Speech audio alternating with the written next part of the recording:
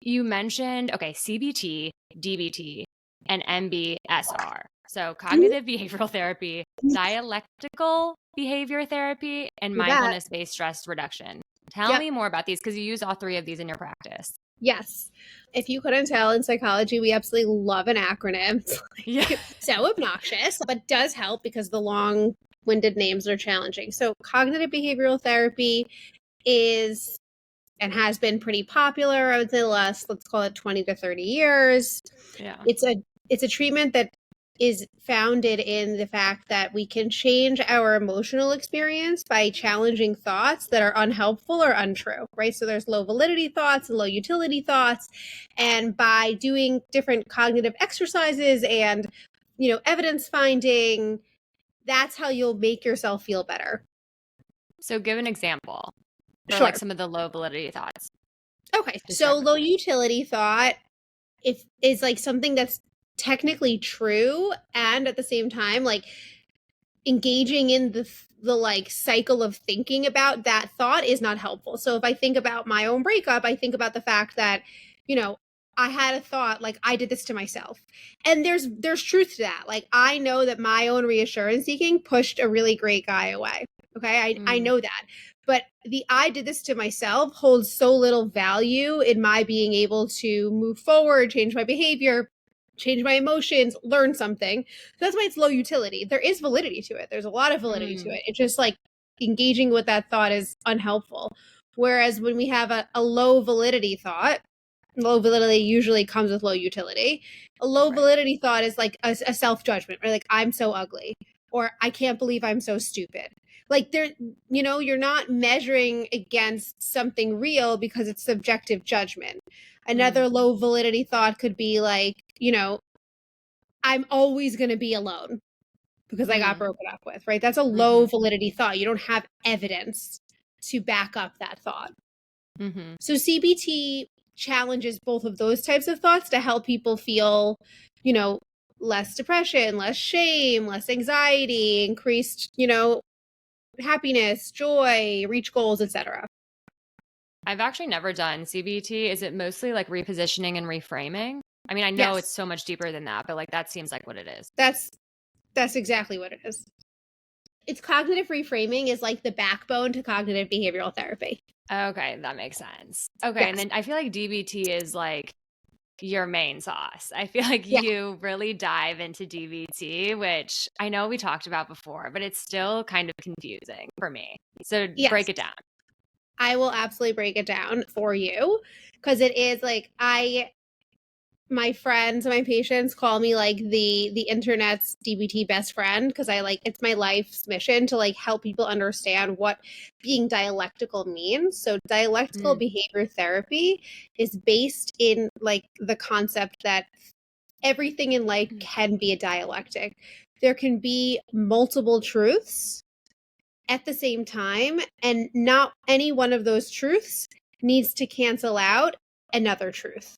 So it can be like, I failed a test and I'm still a smart person, right? I failed the test doesn't mean I'm stupid. So that's like a very basic dialectic. And what does this mean from a treatment perspective, right? So dialectical behavior therapy, or DBT, was created by Marsha Linehan in order to treat something called borderline personality disorder. It has since been normed on like everything and every, like there's research on its effectiveness in anxiety, OCD, depression, eating disorders, substance use disorders, like so many different things. But it started off as a treatment for anybody who experiences like a severe amount of emotion dysregulation, right? Like big highs, big lows, all in one day, a not a strong sense of self, impulsive behavior, all the way up to like wanting to die or self-harming. And it's a mindfulness based cognitive behavior heavy treatment that helps you live in a way that is less black and white, that is less self-judgmental, that is more long-term oriented. It helps you tolerate the distress of the emotions that you feel. But different than cognitive behavioral therapy, it is very, very focused on mindfulness. That is like that is the entire cornerstone of DBT, and changing behavior to almost basically like you basically have to prove yourself different, if you will. Like you have to prove yourself wrong. And when you are a high emotion person or high sensitivity person, you can't think your way out of thinking. Like there's just too much rigidity and black and whiteness that goes on. And so learning to act differently and create new behavioral reactions actually changes your emotional vulnerability, not just in the moment, but long term. It feels like it's more flow and higher awareness overall. It's all about awareness. The way that I like to describe mindfulness is focused awareness, right? Yes. It's like any given moment, what am I feeling? What are my thoughts? Like, what am I observing, right? It's like I can look at myself and say, I notice these thoughts, right? I notice that I behaviorally want to, like, I want to text someone. I want to, you know what I mean? I want to go to the gym. I want to, whatever it is that's going to make me feel that thing less, I can label that emotion. And if I'm able to kind of capture that, like, you know, a selfie, if you will, then I can choose where I want to try to shift my attention to. Totally. I feel like taking the seat of the observer was one of the very first tools I started to integrate into my day to day on my spiritual journey. I remember reading Viet Simpkins, like, Don't Just Sit There. And it Yep. taught me how to meditate like on the go, which I feel like you're a big proponent of as well. What Yep. other like mindfulness soul centered practices do you integrate into your clients' life or help integrate? Yeah, right. I attempt to, right? I Yeah. guide towards, and I'm Yeah. sure as like, you know, as a spiritual coach and like I kind of consider you like a life coach because you have so much like life experience. I feel like you understand what I mean by guide someone towards. Ultimately, like, Yeah. you know, it's everyone's choice to come to it when they come to it. So the Amen. beauty again to me about DBT and mindfulness is that there's a lot of flexibility. Anything and everything can be a moment of meditation or mindfulness. Anything Mm-hmm. can be a moment where you ask yourself, where am I? You know, what's happening for me?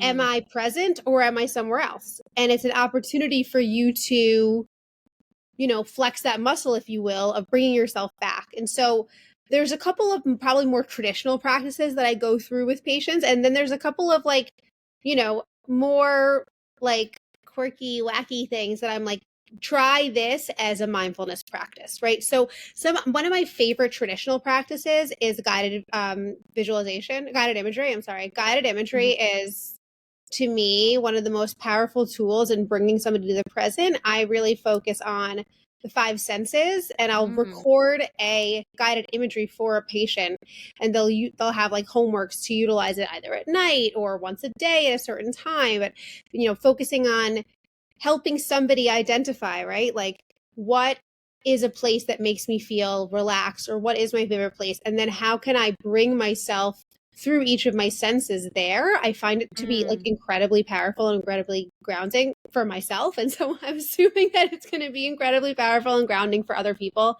I love guided imagery. I love something called paced breathing. So it's a little bit different than a deep breath or a diaphragmatic breath. Paced breathing is focused on the connection between your heartbeat and your breath like length.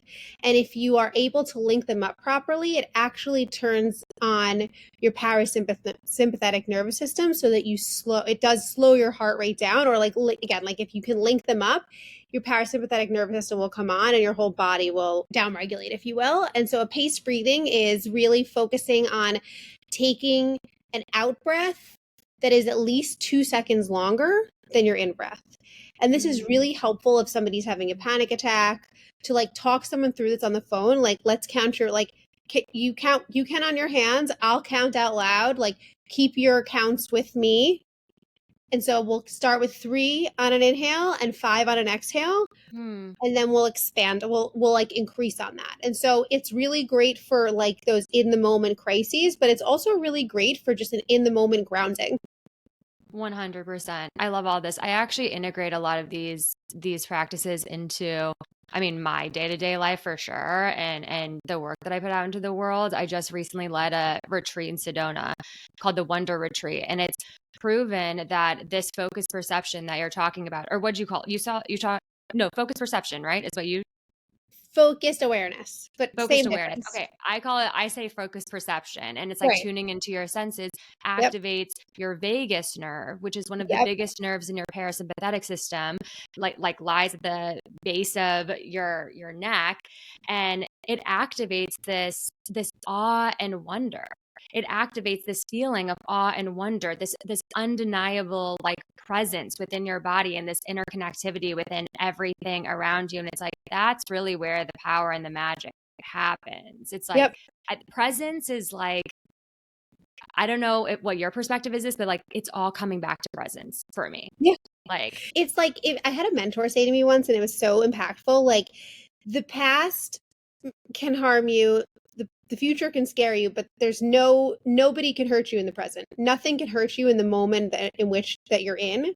And I'm yeah. really into Buddhist mindfulness, and that there's a big place for Same. that in DBT. And I really appreciate the only time you'll hear me say should, which is like implies, one right way, is there's a Buddhist saying that's everything is as it should be, right? In any particular moment, you don't necessarily need to change that moment. It doesn't mean that the next moment isn't an opportunity for something different to occur, but everything is as it should be. I find to be a difficult concept to accept, and a really, I think, like grounding, centering concept if you can get yourself there, particularly when you're going through something difficult.